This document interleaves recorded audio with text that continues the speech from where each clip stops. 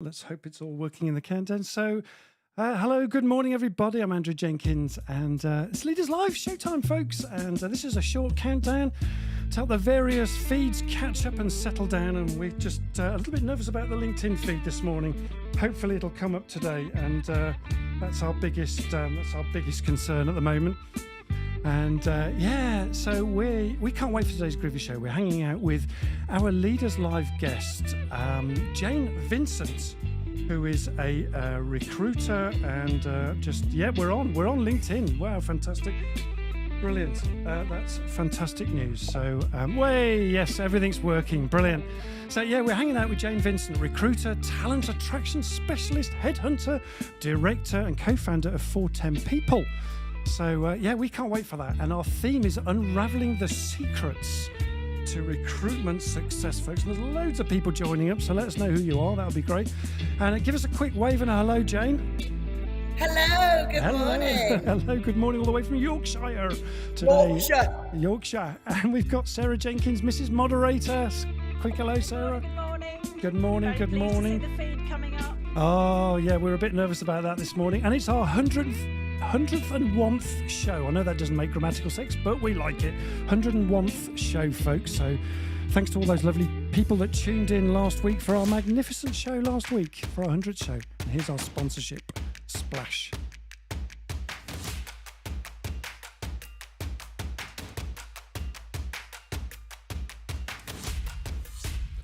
Boom, there we go. So we love that. So our 100th show last week. So thank you for all those guys and girls that joined in.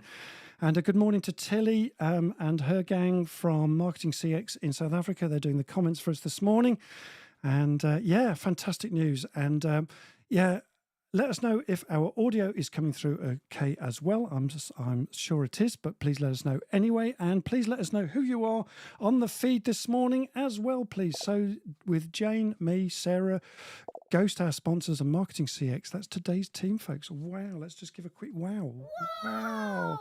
So, oi people, it's Leaders Live show, and it's 8:45 just after in the UK, and we are live. We are so relieved we are live this morning, spreading the love, folks, yabba dabba do. And we hope you enjoyed our groovy opener as well, gang. And we're delighted that we've been powered by our sponsor, Ghost, a brand and design agency. So there we are. And a warm welcome to you. And Leaders Live is a dynamic show, folks, that generates business through networking, community, and extraordinary conversations that inspire. And as I mentioned in the countdown, I'm Andrew Jenkins. I host this weekly interactive Leaders Live show that's built an awesome community of like-minded leaders just like you joining in this morning. And so please use the comments and the chat to ask questions as we go along. It's an interactive show, as I said, and we've got 3 simple rules: safe community, mutual respect, and no selling in the room, please. And our motto is I to the power of we. And if you love what we do on this free show and all the time that we put into this, and boy, do we put a lot of time into this show, you can use the buymeacoffee.com/leaderslive to buy me 5 and you get a free coaching half-hour session. But you could just buy me 1 if you want to, and it's just a bit of fun. And it looks a little bit like this, if I can bring it up as a quick test feed. So you get your little name in light here, and it goes like that. Yay! So please feel free to buy us a coffee as we go along, and smash those likes as well, folks, and our thumbs up. We'd really appreciate that.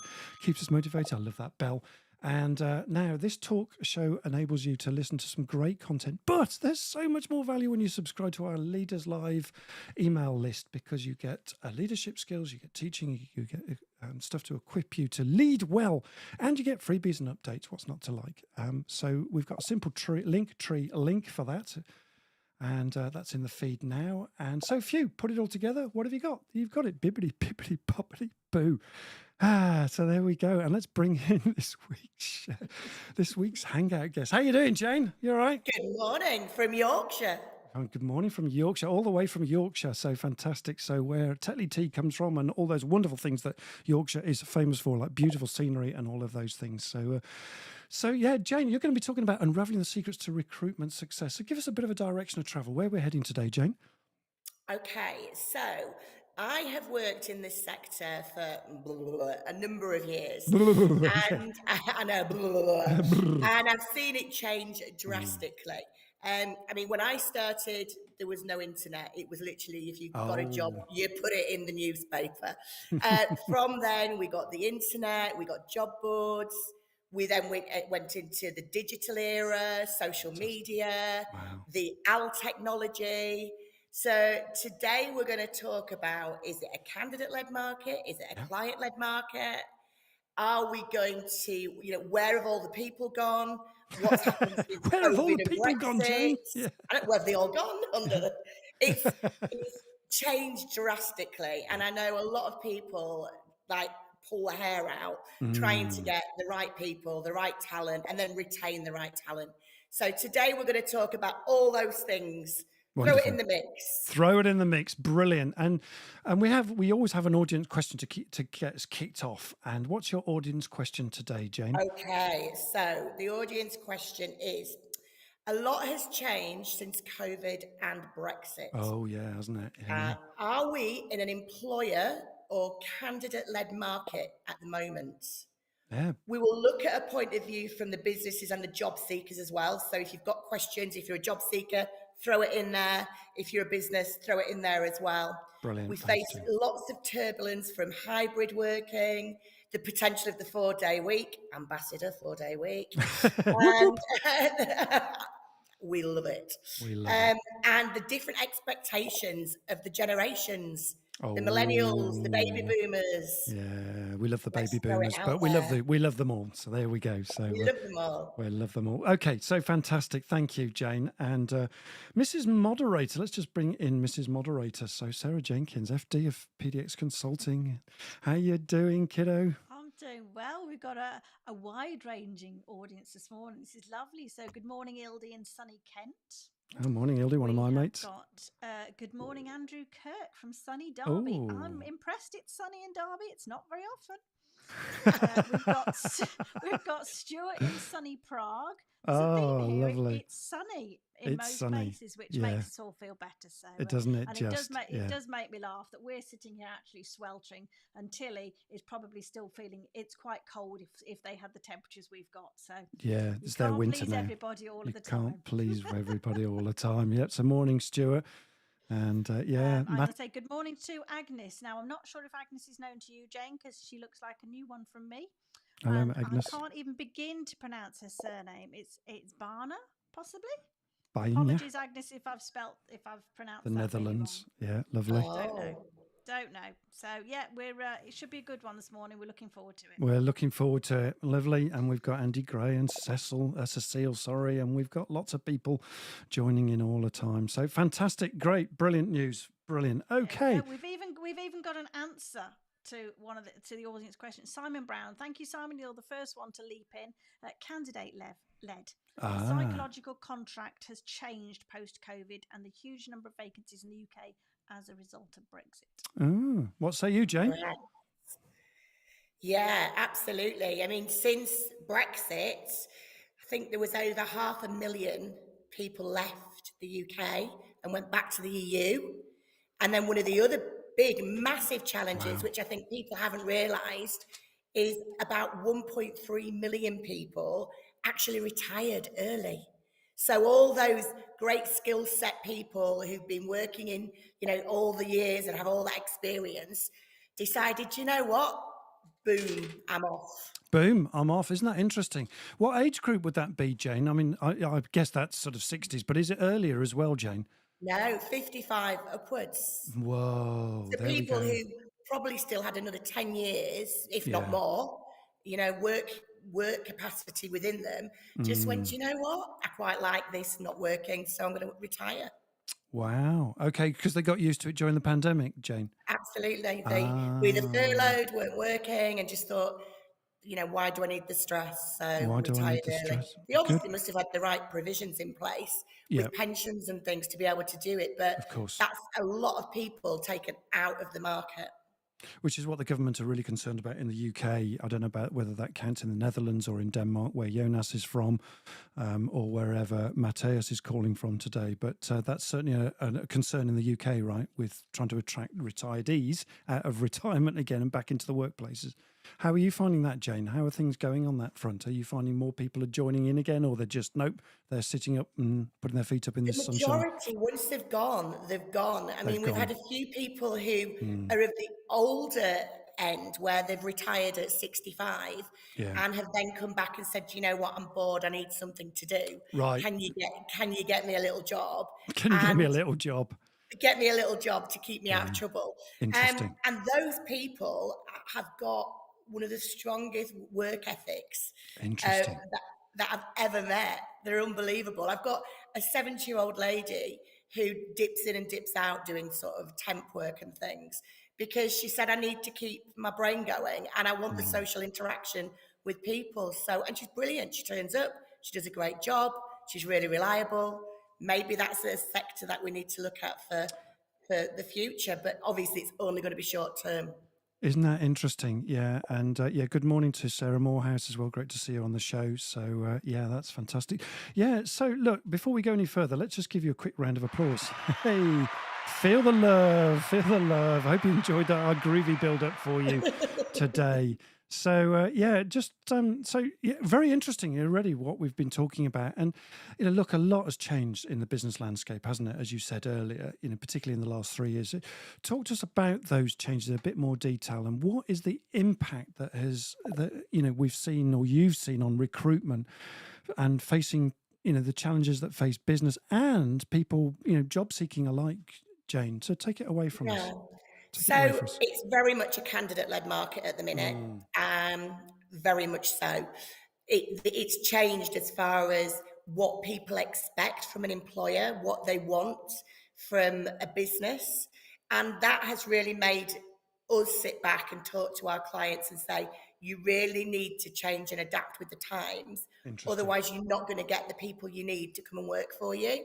So, for Ah, example, coming out of furlough, coming out of Brexit, people are wanting more flexibility. They're wanting more hybrid working. They're wanting more work-life balance. You've then got the 4-day week, which yeah. has been thrown out there. As I've mentioned, I'm a great ambassador of that. We implemented it in our business last November, and it's the best thing we've ever done. And from a attracting talent point of view, we've got people queuing out the door. People wanting to come and work for us. So, the way people do things has changed, and it's not just about salary and benefits that businesses need to be looking at. It's also what else is going to make them an employer of choice. And I know we are going to talk about the generational area where people from different generations want different things. But it is about looking at you as a business and saying, what can we do to attract people into it? And it doesn't just have to be salary and benefits based. It can be a multitude of things. That's really what, like flexible benefits, extra holidays. What are you thinking, Jane? Flexible working, but flexible benefits, Yeah. things like a day off for your birthday, Oh, things like how you communicate internally with your staff, things like well-being sessions, whether they want to do a yoga session or whether they want to go for a walk and talk. It's about looking outside the box and looking at what else they can do to make people feel benefited for working with them. it's really interesting. I love the idea about the people factor, which is one thing about this show that we really talk a lot about, as well as well-being.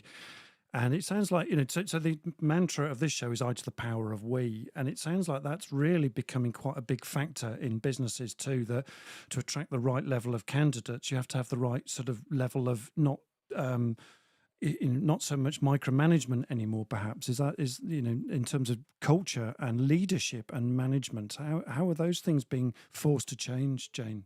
Yeah, especially with like the generation Z and Y now. Yeah. They don't want to be micromanaged. They want to be able to contribute to the business.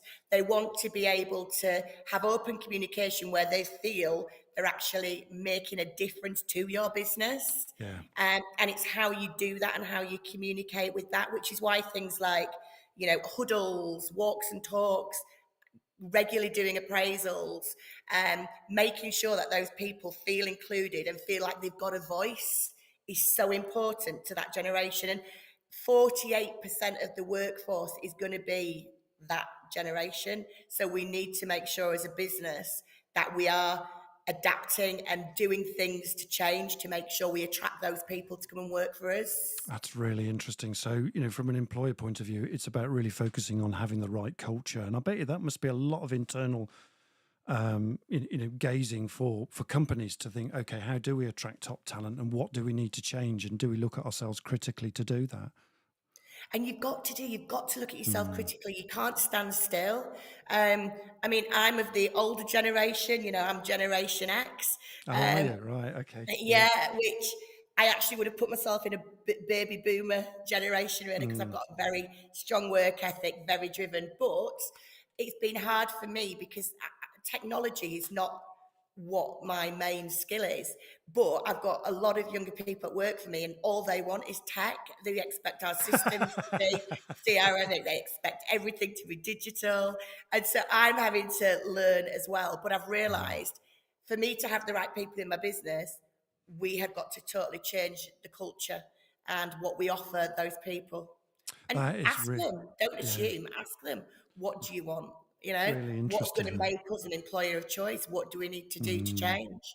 And that whole thing about digitalization and tech to make things really effective, they want, the newer generations want good tech because they don't want to waste time, right? By the sounds of it, and make things They easier don't for want them. to waste time. They want results.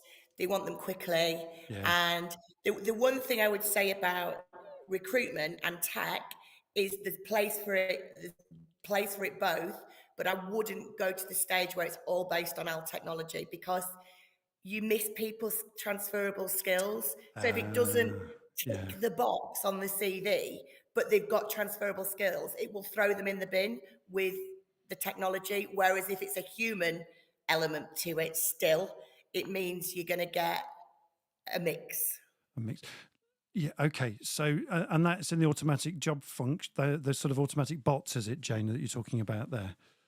Yeah, where they literally screen for words Yeah. and then put you in the yes pile or put you in the no pile. I Ah, don't like that. It helps with some of the shifting process, but I think you really do miss some really the good personal. candidates Right. if you just rely on that.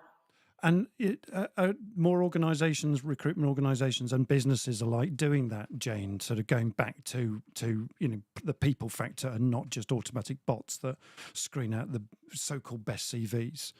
Yeah, some do and some don't. It's a shame, really, because you're missing talent. I'll give you a great example. I had a client, got a really good relationship with them, know exactly what they were looking for, knew what the culture of the business was. I had a lady who'd just come out of the police, who Yeah. on paper you wouldn't have put into this job, but Okay. I knew she would fit brilliantly. So I actually said to the client, just see her. Just see her and take her. Well And done. she Yeah. saw her and she rang me and she's like, Jane, she's amazing. I'm glad I listened to you. But she would have been thrown in the reject bin otherwise. Isn't that interesting? And there's a good warning for a lot of us as businesses. Just don't rely on just the bot process to screen people. That's really powerful. Thank you for that message. Let's just give you a bit of a break just quickly. Mrs. Moderator, what's going on? There looks like there's billions going on in the feed. Lots going on. So let's have a look. Ricky Harris, it's important to employ the right people with the right personality profiles to make an awesome team. Yeah, thanks, Ricky, and South Africa. So that's an interesting. I wonder what's different in South Africa, Ricky, because I know that's a very difficult employment market. So it'd be quite interesting to hear what you have to say about that as well. What else, Sarah? Thanks, Ricky. About Kev Oyston. Hello, Kev. Brings this one up. We hire not only on talent, but we look for those who mirror our values and who are personable. Personable, yeah, the right fit. The tech's great, isn't it? But you do need to actually be able to talk to people. Yeah, exactly. Massive. Attitude is massive, folks. There we go. And that's the same for companies and people seeking for jobs as well alike, right? It works both ways. Both works. Yeah. Matthias says, Jane, his question to you is to find the best candidate is a challenge. Besides necessary academic qualifications, how do you as a recruiter work to identify the candidate's interpersonal skills to make sure they're not only experts in their fields, but able to collaborate and contribute?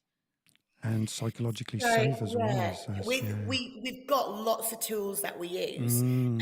One of my big things is the chemistry fit first. So always going to the client and making sure we understand their business, their values, what it is they want out of a candidate, because we need to do that to then be able to recruit the best person from that side of things, because it isn't just a tick box. No. So then it's once we've got a good understanding of the company, we'll then actually interview the candidate. Now we can do a numerous things.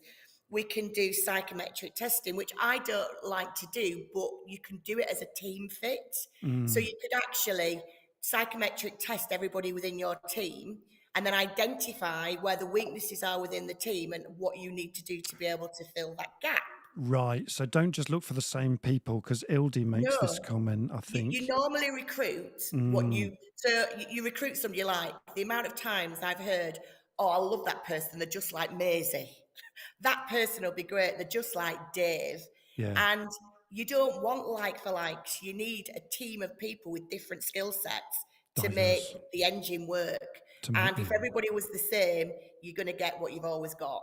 So looking and identifying and understanding different personality types and what's going to work well and fit well to make your business work, but also the team dynamic work. You can do assessment centres, which allow people different things to be able to bring out their personality and their skill sets. You can do lots of interviewing, competency-based interviewing, video interviewing.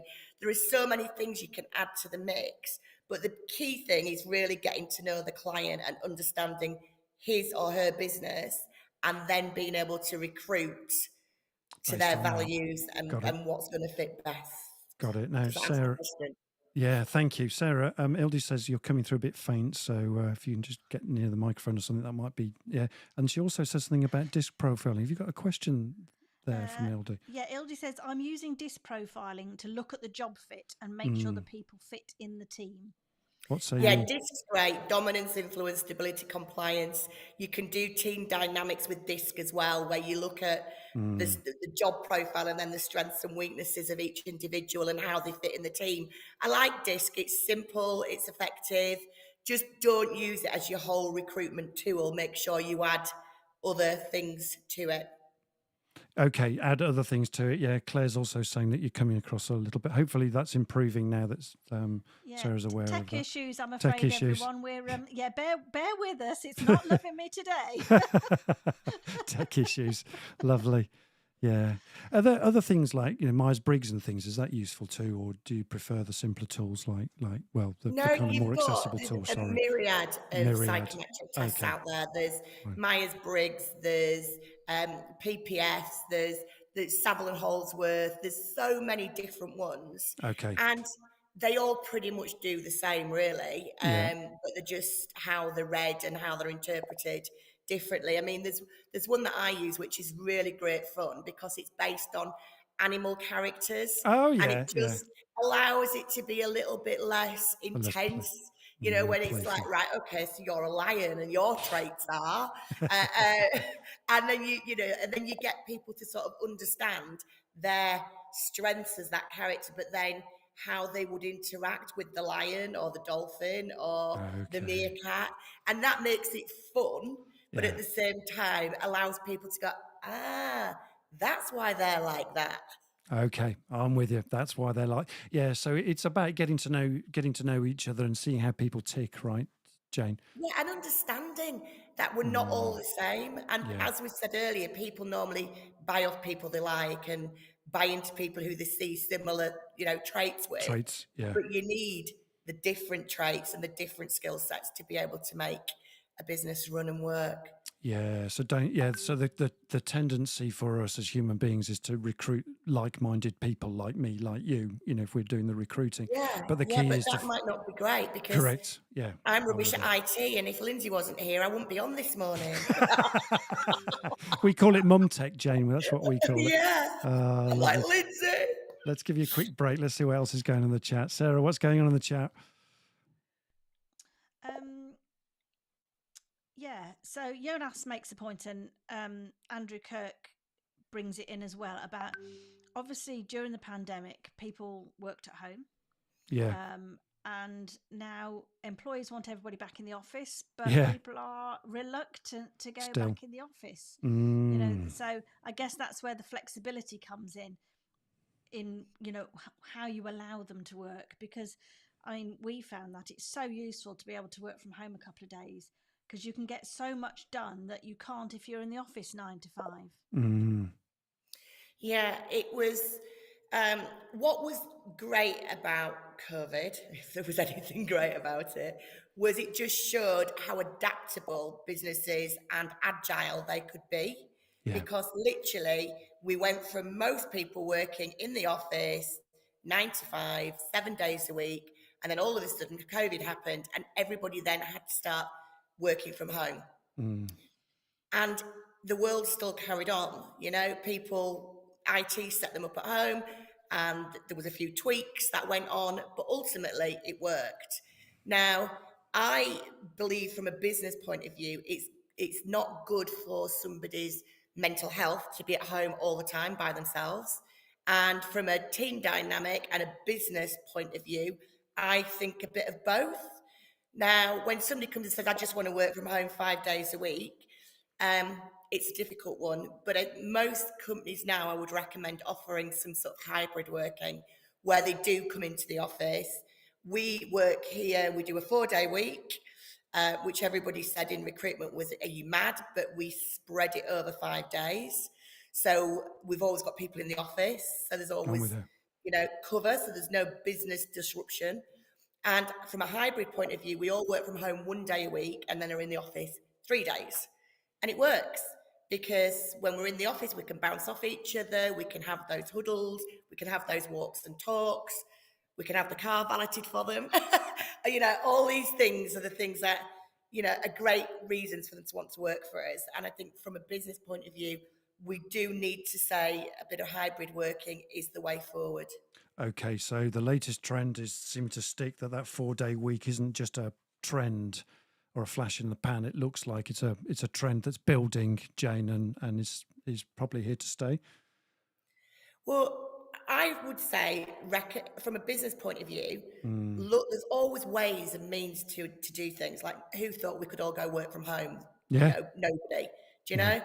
So it's from a business resilience point of view. Obviously, it's about the profitability of the business. Of course. But from a candidate market, if you're saying you can work 4 days a week but get paid exactly the same amount of money, and it's not going to affect your business, so then you're going to attract more talent, it's a no-brainer. It's a no-brainer. Yeah, and presumably you just work a bit harder on the other 4 days to make up the entire week as a 5-day week, but do it in how 4. we did it, they work 4 days, but they do an extra hour a day. So they Gotcha. do 4 extra hours a week. So if they were working 9 to 5, they work 9 to 6. Gotcha. So there's Okay. still 3 hours bagged. Right, I'm with you. Okay, so yeah, interesting. So folks, the hybrid working is a thing, and I know a lot of the businesses that I work with have been exploring the whole hybrid thing and working 3 days in the office and 2 days at home, say, or the 4-day week, as you're saying, Jane. So there's mixtures of that. How about the kind of the kind of 3 days in the office, 2 days at home? Working Tuesday, Wednesday, Thursday work. Jane, is that something you're seeing as well? It works. It allows people the flexibility to still work from home, but then still have the team dynamic. Yeah. Still get the. I'm not a lover of doing Zoom meetings. I like to see people's whites of their eyes. Of course. I Yeah. feel you get a lot more from that. So still doing the work from home, they're getting the best of both worlds, really. The best of both worlds. Yeah. But Okay. it's definitely the way forward. And I think more people, if you say it's 5 days in the office, it's putting people off. There we go. So there's the bottom line. If you're saying 5 people and you haven't really made any changes or adapted to the new ways of working, then that could work against you as a business. Okay. I'd like to talk to you about apprenticeships too and see whether that's something that's interesting to our audience this morning. Just before we do, we just did this quick poll. We did a couple of polls this week for Jane's session today. What problems does organisations have with recruiting new people? This was the first one we did. So right calibre, right experience, right work ethic, right fit. And those were the stats on that. But there was so much to recruiting that we had to do a second poll to kind of think, okay, what is the biggest hurdle your organisation has in attracting top talent? And we'd looked at things like competitors, salary and benefits expectations, which is still very high there, Jane. Interesting. Recruitment, marketing, quite low, and attracting talented candidates, very high. What do you say to those, Jane? What are your thoughts on those stats? Yeah, that's probably right. The salary and benefits expectations, Yeah. because it's a candidate-led market, people are pushing the salaries. Okay. Also, there's counter offers. So a lot of businesses, if they feel they've got somebody who's good, who've then started actively looking elsewhere, they come back, they say, we want to hand our notice in, we've been offered X. The counter offering probably to more than the market's worth. And that's what's happening, because people are panicking because they want to keep the really good talent. So, which then, makes it, if somebody comes back and says, we had one last week, 15 grand, Wow. counter Increase. offer, Yeah. the business said, they've priced us out of the market, we cannot do it. But what we can do as businesses is look at what else we offer. Because it's not, especially with the younger generation, it's not all about the salary and benefits. It's about, are you a sustainable company? What's your green agenda? Are you going to let me, go off on my birthday? Are you going to invest in me and train me more? Are you going to put me through some professional qualifications? What's my career progression plan? And if you're clear as a business on, once they come into the business, what it is they can do to achieve to get to the next level, and where they can see themselves in so many years, because you're going to train and develop them, and they're going to be an integral part of the team to actually grow and develop the company, and they understand that, then those things also can outweigh the salary and benefits. So an example, a lady said to us last week, can you send me all the other things that they offer, other than the salary? Because the salary was 5 grand less already on.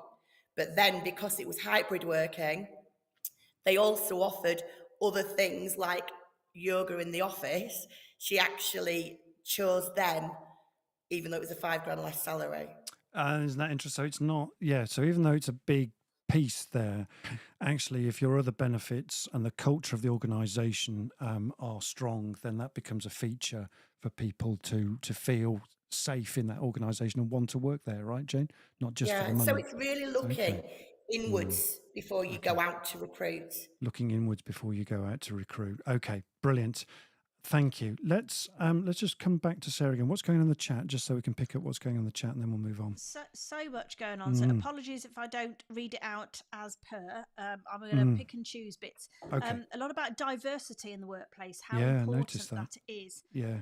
Whether it's cultural or just complete diversity in every shape or form. Claire Moody made a point. Air France employed all ENTJs. Oh, crikey! And after 6 weeks, they realised they'd made a massive mistake. So everybody was very, very driven. So it's about finding that blend, isn't it? Oh my God! Yeah. Rebecca Jenkins has put a good question out. Do you find companies are struggling with succession planning, and what steps should they be taking? Oh, Rebecca comes out with some masterful questions. No, I love that, Rebecca. I love it. That is probably one of the issues with retaining talent.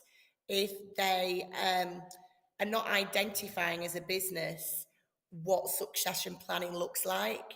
And again, when I said earlier about looking from within, it's about actually identifying where the company's going, what skills and talent you need to actually get to where you need to be.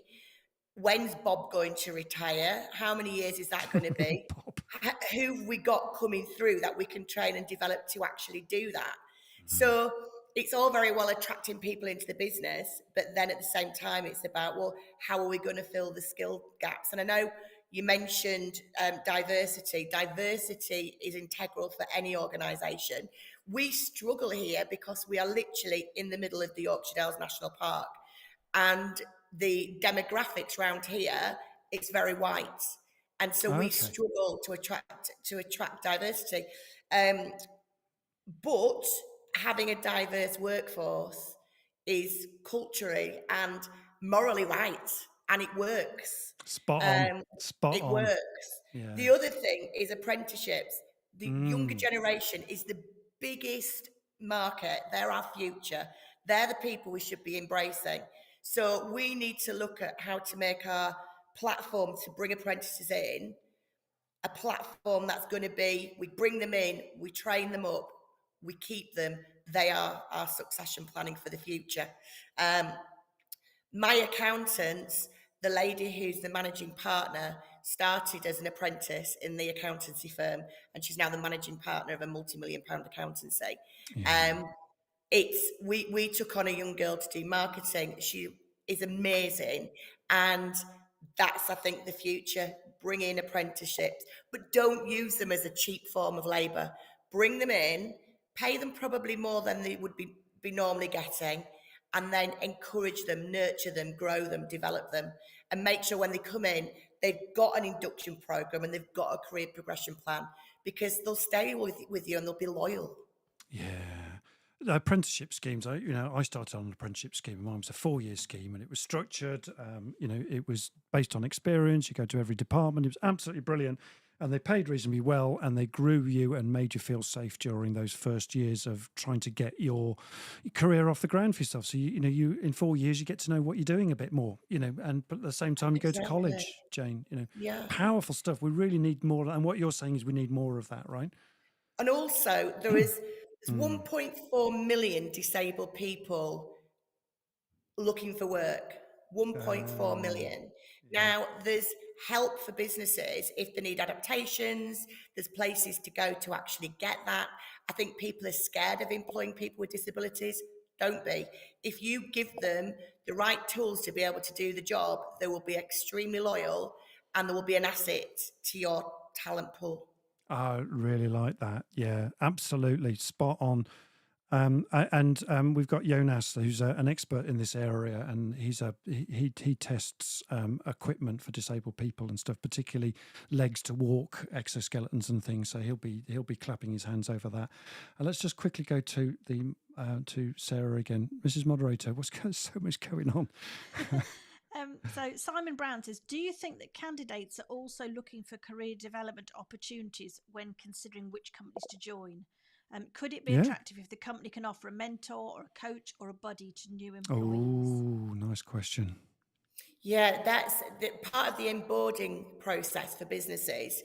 It's different in every company, but I totally encourage somebody to have a mentor, a buddy, and they have sort of first week checks, 4-week checks, 12, because what people do is they'll bring them in, they'll go, we've got an amazing induction program. They'll throw them in training for a week, throw them at the desk, and then pray that they'll be okay after that.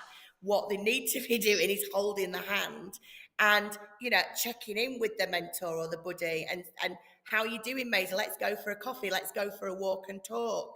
How are you finding it? Oh, it's okay. But because if you've gone through all the trouble of recruiting what you think's the right person, and then they leave, it costs you as a business 30% minimum on top of their salary for that bad hire. So why not get it right? So when you bring them in, nurture them, grow them. The seedlings, they might have done it before in another business, but that's not your business. That's not how they might be used to working. So a mentor, a buddy would be brilliant for people as part of the onboarding process. Yeah, interesting. Anything else you want to pick up on, Sarah, for that? What Jane's just said there?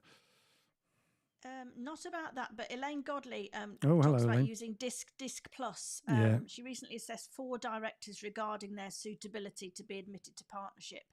She recommended all 4, but 2 of them needed additional mental and emotional support to cope with the additional responsibilities. And that was all identified through their profile and personal interview. Yeah. Okay. So powerful tools, and Absolutely.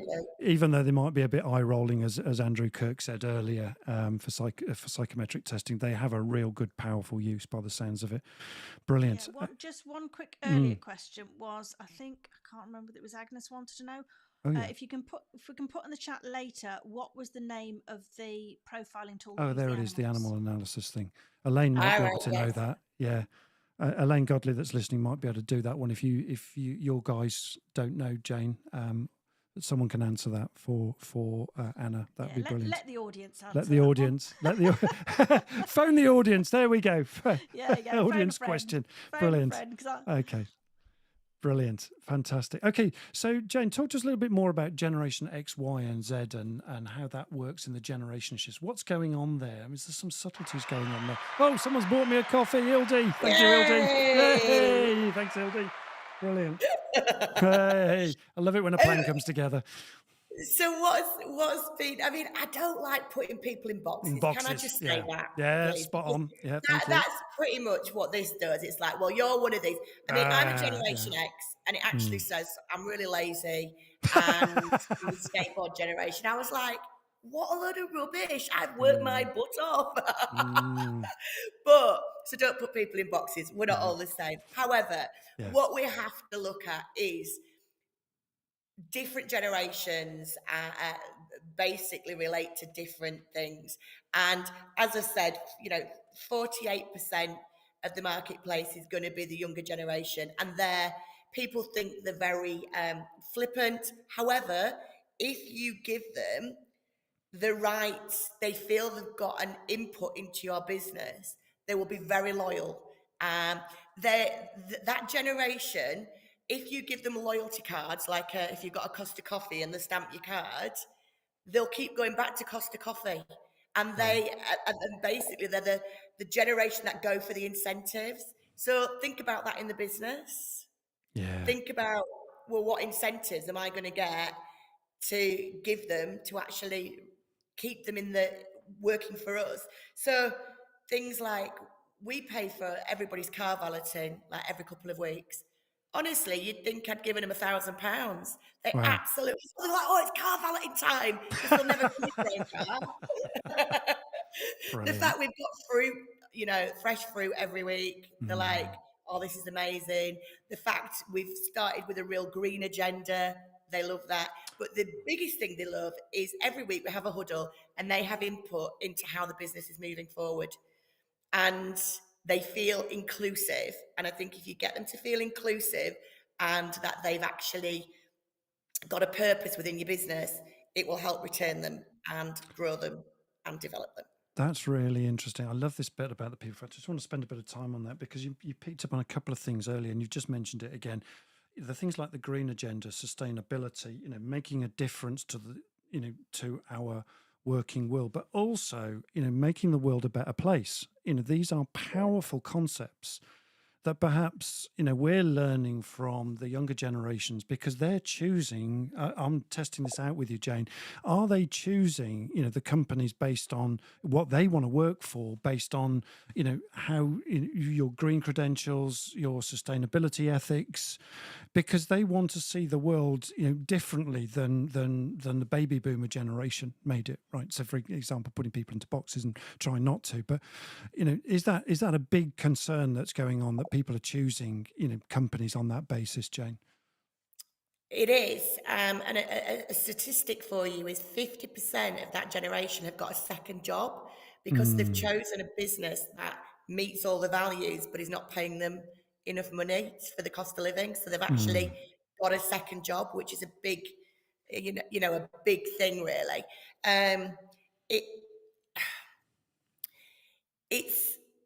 It's about businesses really looking inward and looking at how they can change to actually attract those, that generation. They are our future. It's the biggest number of people out there to employ. They might not have the skill sets that you're looking for, but can you bring them in? Can you keep them engaged? And can you try and develop them to be your succession planning for the future? And my answer is, well, yes. And two, you're going to have to, because everybody, 1.5 million people have retired and you've lost your older skill sets. Yeah. There's going to be a massive gap. And it's not all about profit for them as a driver, right?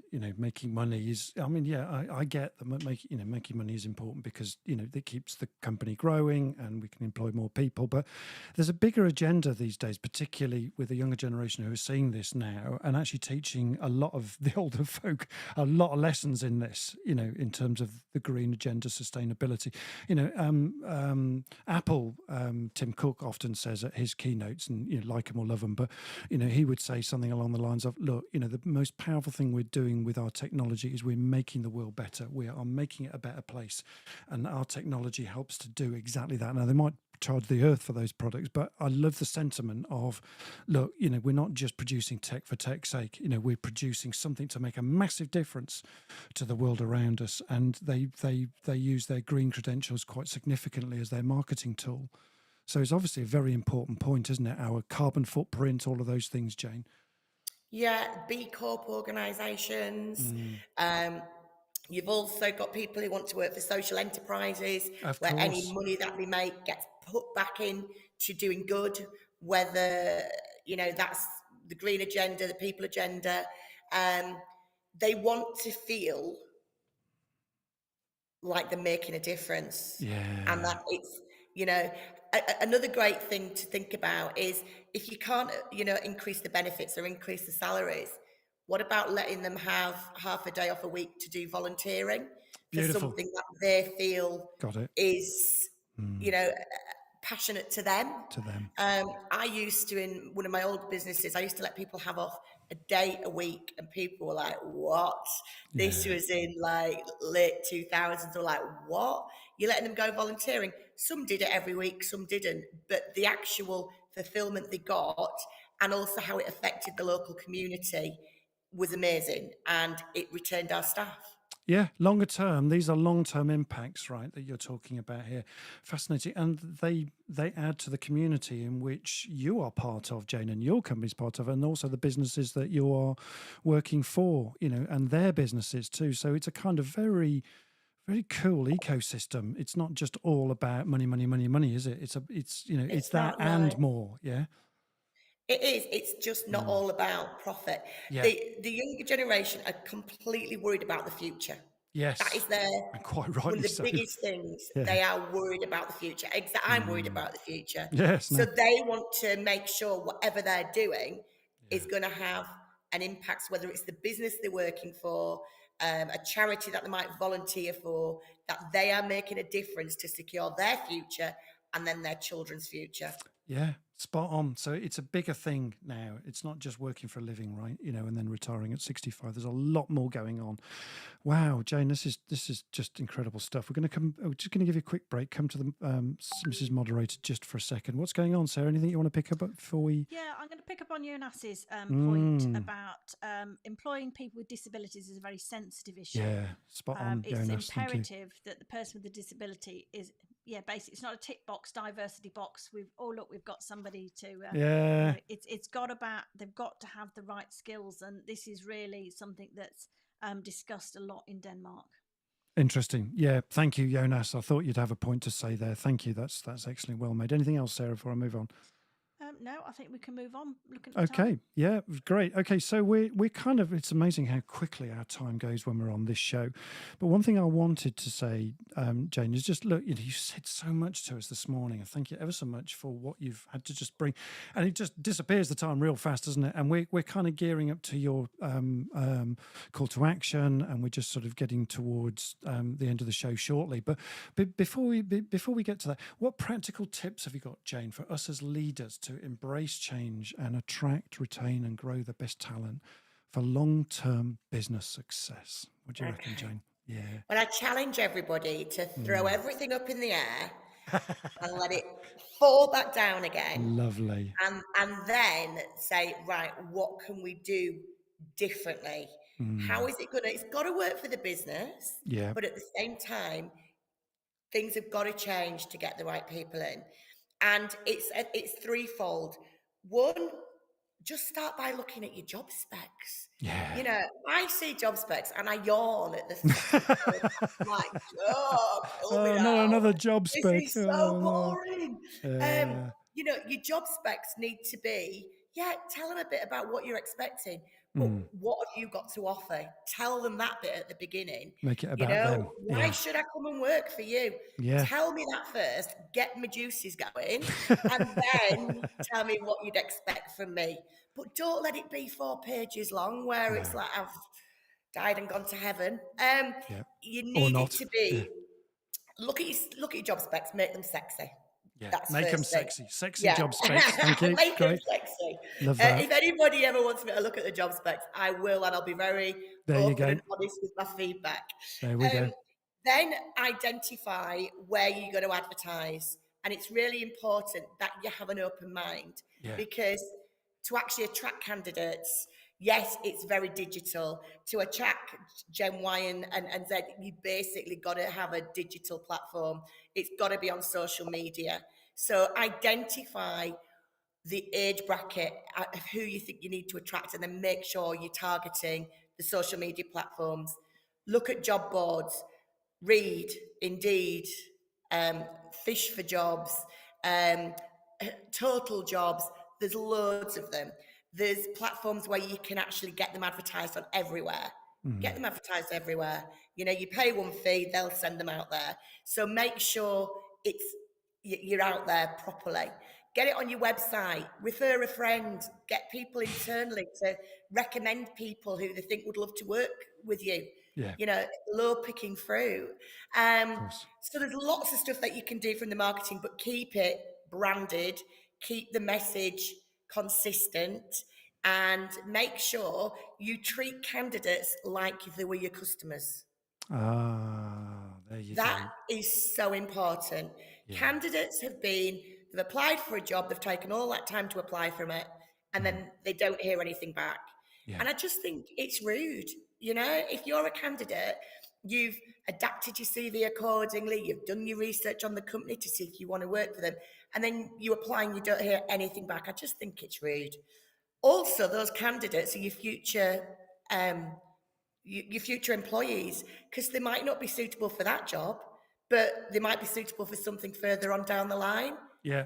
Yeah. You've not Absolutely. treated them well in that recruitment process. Why do I want to come and work for you? Yeah, because it's a two-way street, right, Jane? It is a two-way street. Yeah. So treat your candidates, your applicants, as though they were your customers. Love You know, that. give them an irresistible service.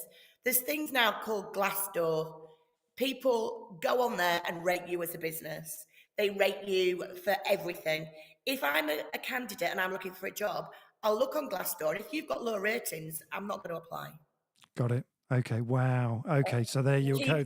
So get the front part through, so you're getting your candidates, and then once you've got your candidates, make sure that you treat them fairly and equally, and then when you've got them, make sure your onboarding process is amazing.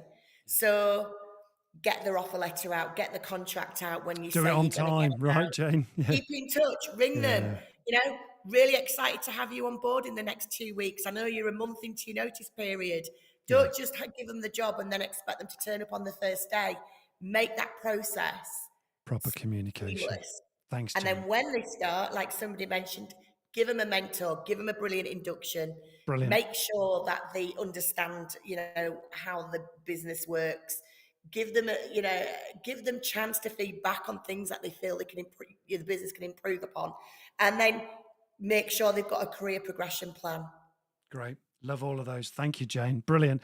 And in terms of your CTA, this is your little calling card here, Jane Vincent at fortempeople.co.uk. And there's your lovely offices right in the middle of Yorkshire there, which you're clearly very proud of. And you also, Best place to work ever. the best place to work. Now, you've got a freebie offer here, Jane. So talk us quickly about your Yes. freebie offer. So, guys, half of the barn that you see there is our event space. And it's got capacity for 60 people seating. It's got all the technology that you need. If any of you wanted an away day space to either bring your team, or you just wanted to somewhere beautiful to clear your head, or you wanted to do a conference, I'm offering you the facility for free, just to come up to the Yorkshire Dales National Park, see the scenery and enjoy the space. So if you're interested, just give me a call. Great. And the code is Leaders Live. So if you've heard it here, there's your code, and it's free for you because you've been listening to Leaders Live, and you get a wonderful day in the Yorkshire Dales. How good is that? Marvelous. Okay. So thanks for that. And in terms of your website, this is what Jane's website looks like here. It's beautiful. Actually, I was having a quick look at this earlier, and it looks so nice and fresh. Just to pick up on a word there. So there we go. Lovely. Okay. So thank you very much, Jane. Thanks for enlightening us today with an extraordinary, playful conversation about recruitment. And we loved having you on the show. I think we need a second go at this. So we need a round 2 at some point, Jane. So, yeah, and we'll be on podcast 2 shortly in the next 48 hours or so. And Sarah will put the link into for Jane's call to action in the link, or somebody will, Tilly maybe. So yeah, and before I get on to next week, a quick reminder that look, Leaders Live is a free show for all leaders, directors and managers alike, and entrepreneurs who are interested in business growth through infotainment and enjoy taking part in interactive, extraordinary conversations just like we've had today. And so together in this community, we aim to make the world better, folks. I love that expression. And we want to bring a spirit of freedom, of joy, of fun, and the feel-good factor and a love for work in all of our working lives. And Jane has been absolutely exemplary in giving us that today. And a quick play out for our sponsors, Ghost. This is their show reel, so quickly give them a shout out.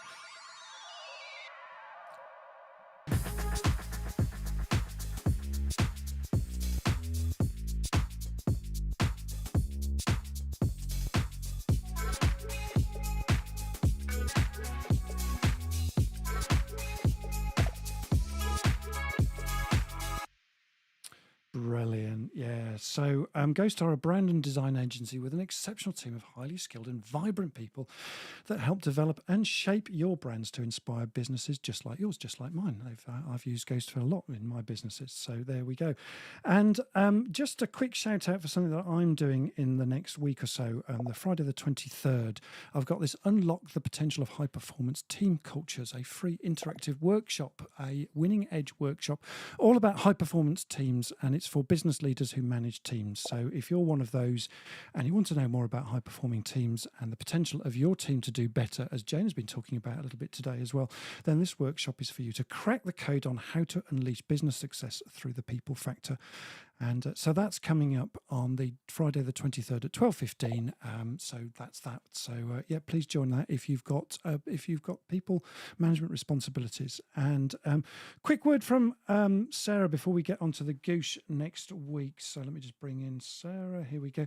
So take it away for us about a little bit about Leaders Live. Yeah, just before I do, lots of thanks in the feed, Jane. Really grateful comments. Ildi's actually going to send the link to her recruitment department because she says I saw that. Here we go. So many golden nuggets in that. So yeah, so much to unpack. It's definitely worth another listen. And talking to the people factor, if you've enjoyed the show today, you tell other people about it. You know, if you've enjoyed it, why wouldn't they? Business leaders, people who are interested. Let's widen the listening community because we've all got so much to add to each other's businesses. And what's not to like, really? So if you've loved it, tell all your friends, and remember to tell them to subscribe because they get so much more content. They get so much more content. Thank you. And the Goose for next week. In fact, I've just got a couple of minutes. I've just got a quick question I wanted to ask Jane, actually, just while we've still got you on the line. Is there any good books for people, job seeking? I mean, there used to be things like What Colour's Your Parachute, and things like that are useful kind of aid memoirs for people job seeking. What's the kind of latest trends? Have you got any thoughts on that at all? I haven't actually got any books. I mean, you can Google all sorts of things. Yeah. What I will say is if anybody wanted any one-to-one support for free, i.e., what's my CV looking like, what's the newest way to interview, techniques and things, please feel free to give me a call. I'm more than happy. I believe my motto in life is you reap what you sow. Absolutely. And, I'm prepared to help and give and support people on the journey if they're struggling. So please, reach out. I really like that, Jane. That pay it forward is something we talked about last week on our 100th show. Paying it forward is so powerful. So, just asking you some questions and paying that forward. So that helps them, helps you in the longer term as well. And everybody wins, right? Yeah, got that. Thank you. Yeah. So in terms of, sorry, Jane, you were going to just end that. Sorry, were you going to say anything more? I was just going to say thank you for having me. I've really enjoyed it. And I hope people have taken something away from it. And, it's great. Good luck for the future events. I love that. Thank you for having me. That's lovely. My mum always used to say thank you for having me in a big loud voice. There we go. I'll write you a note after as well. Brilliant. So in terms of what's next week, folks, boy, we've got another great show. You thought today was a great show, and we've got equally a great show next week where we're talking to Sarah Howson and Marianne Whitlock, and we're going to be talking about executive assistants and why they're so important into businesses today. And absolutely, and hiring the right one, as Jane would say, would be absolutely crucial. And she would say that, absolutely, and she's right to say that. And because executive assistants are the Swiss Army knife of small businesses, entrepreneurial startups and alike, you can't sort of grow without a good executive assistant. So that's where we're going next week, folks. So we can't wait for that with Sarah Howson and Marianne Whitlock. So it'll be a dynamic duo next week.